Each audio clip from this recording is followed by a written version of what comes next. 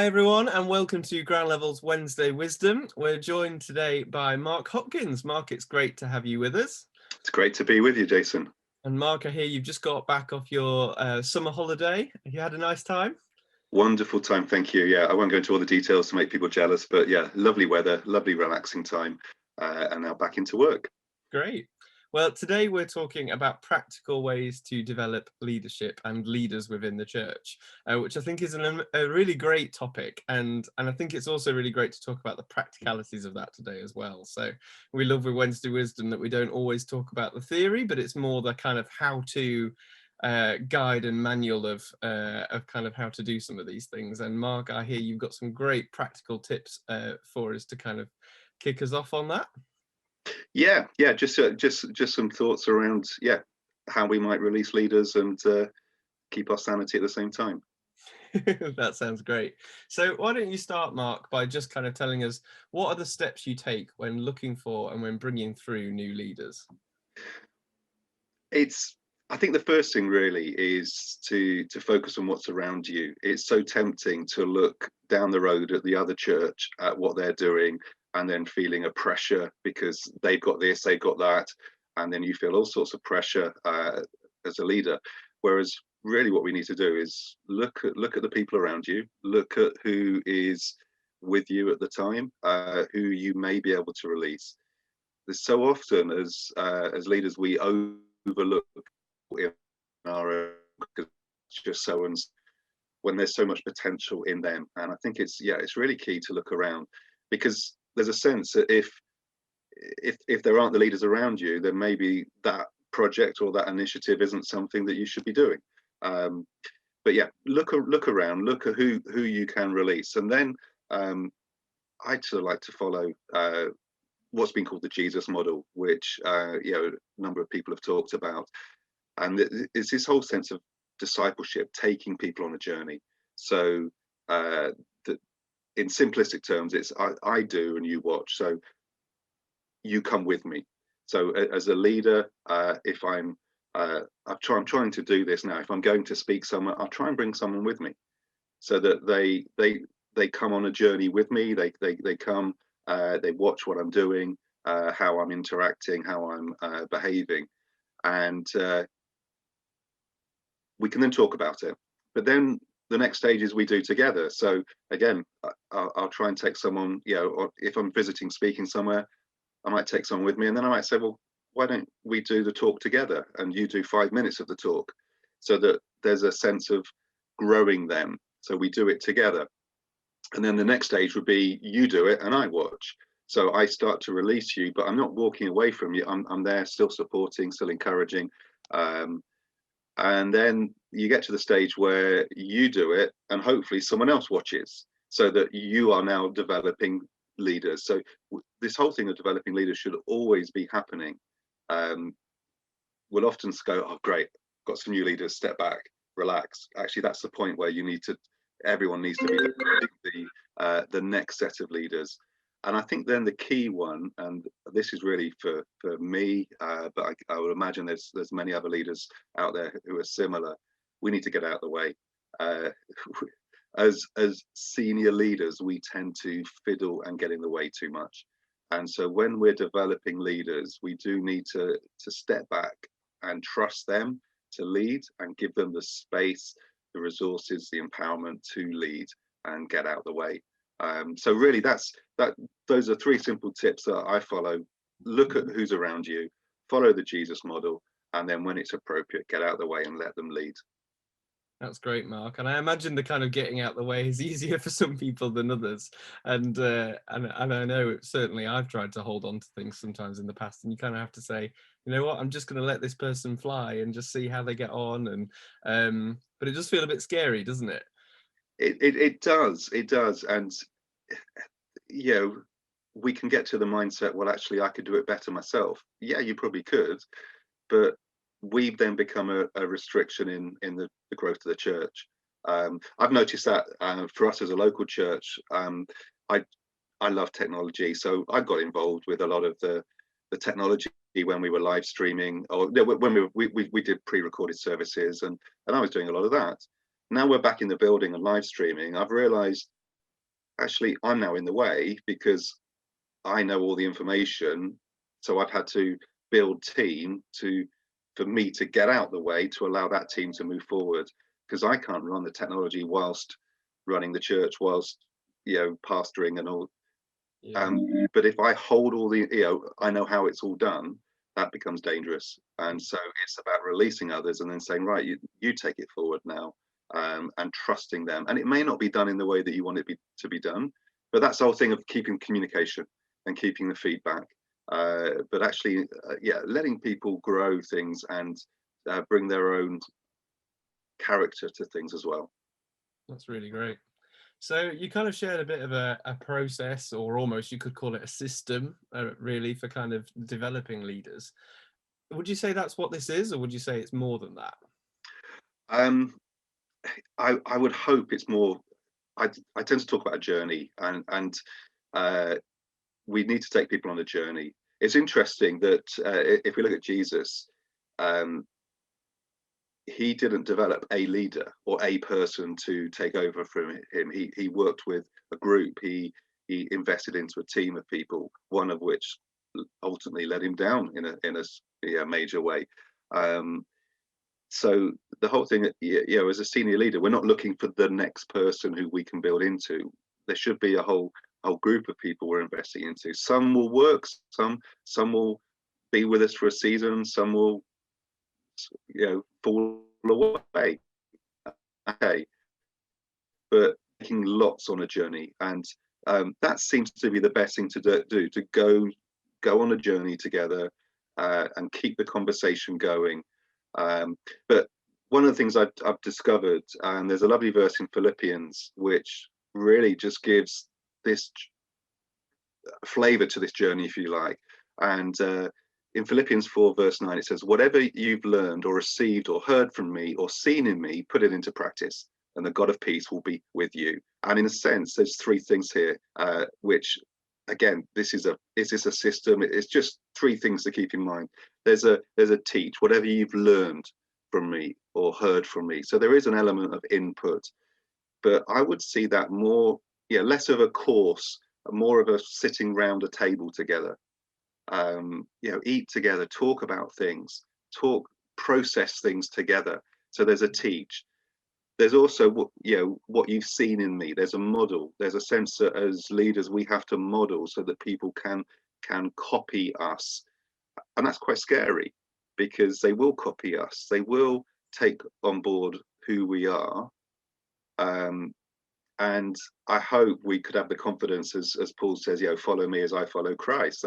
That's a scary thing to say to people. Be like me. Um, you know, but actually, people will copy. I remember going to a friend's church once, and we'd done a house swap, so he wasn't there. And this friend spoke in a way that his elbows came in and his arms were out like this. That's just how he spoke, and when he was leading. And then to see his church when he wasn't there, lots of the people were speaking like this, and they were sort of, in a sense, copying him physically. But we want people to copy us spiritually as well. So there's a model, and then there's a coach put into practice. So that's this ongoing coaching. So when we say about step out the way, it doesn't mean run away. That's again the mistake a lot of leaders do is, great, someone else can take the load. Now I can sit back and go on holiday and do nothing. No, we need to be alongside, encourage, constant feedback, constant encouragement, and uh, giving thanks. Being um, gratitude or running through it all. So that again, there's those three things there: teach, model, and coach. Yeah. And if we keep those three things in mind, that's a great way to see leaders develop. Yeah. So very much a journey, but with some kind of bullet points that you can hold in your brain of where you want the journey to go, I suppose. Which is a really helpful model, I think, for how to do this.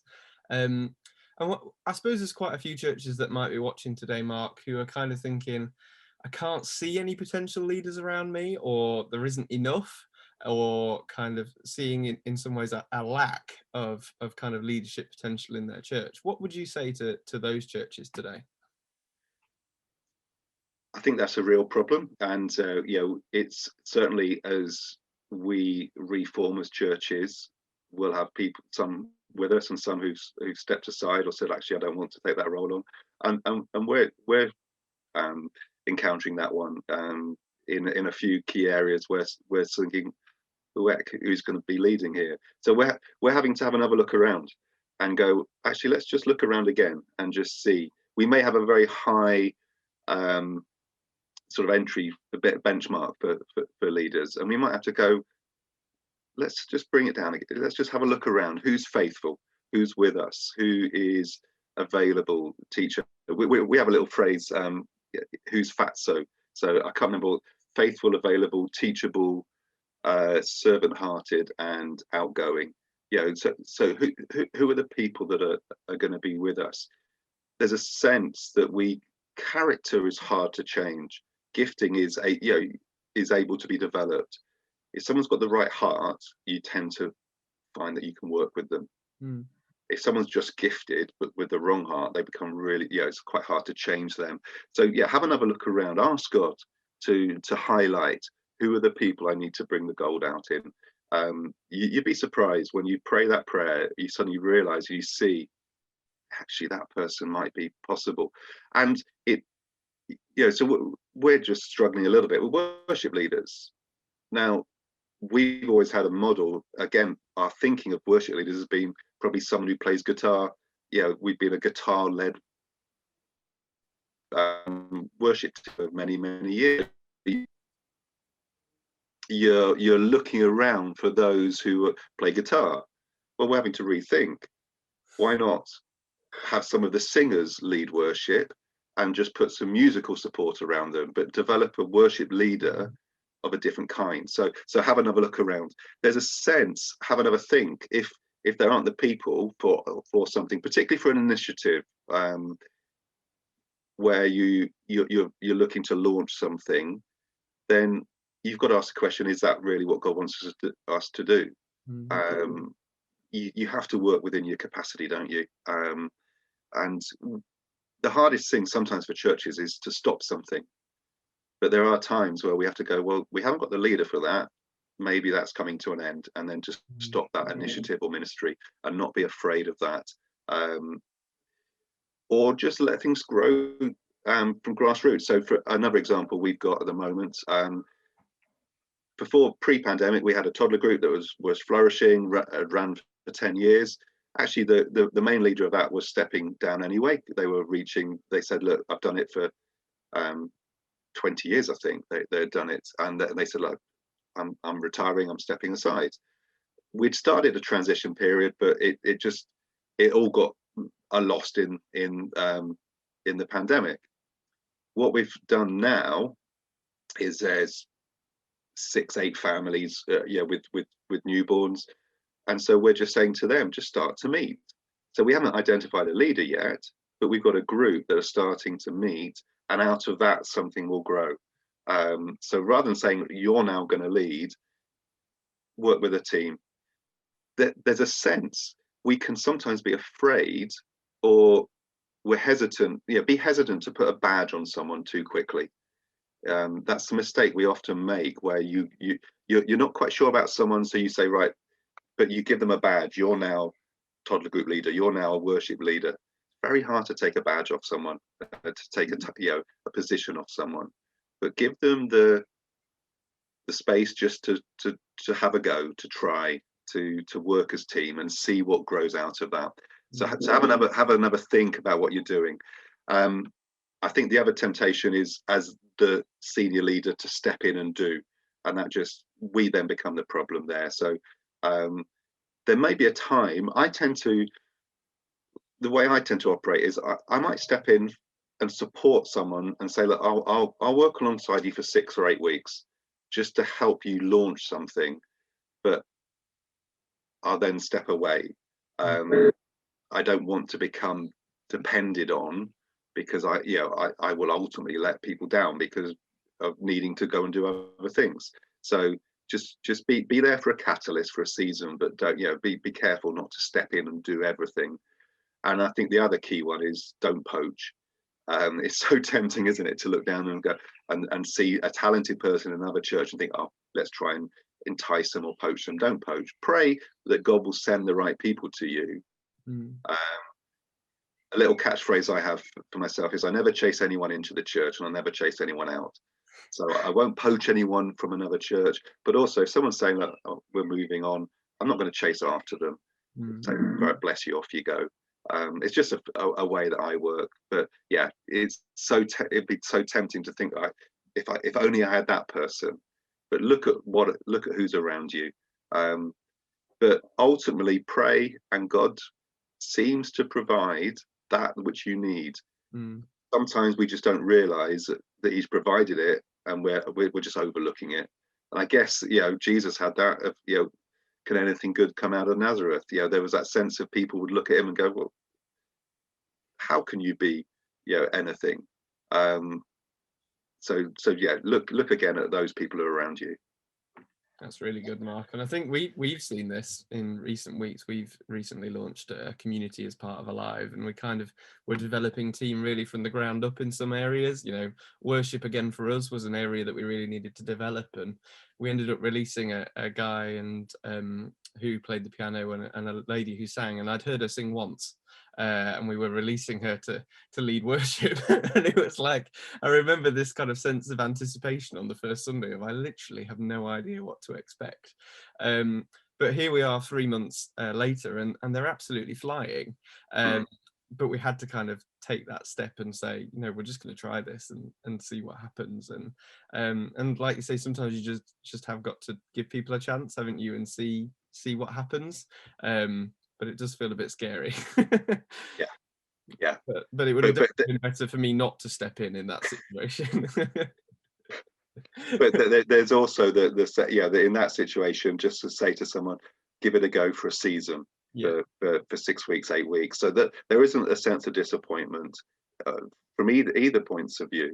Um, it's allowing people to develop, and where possible, so I think, as I mentioned earlier with the speaking, to bring someone with you to work alongside someone can be a great way of seeing people develop and grow.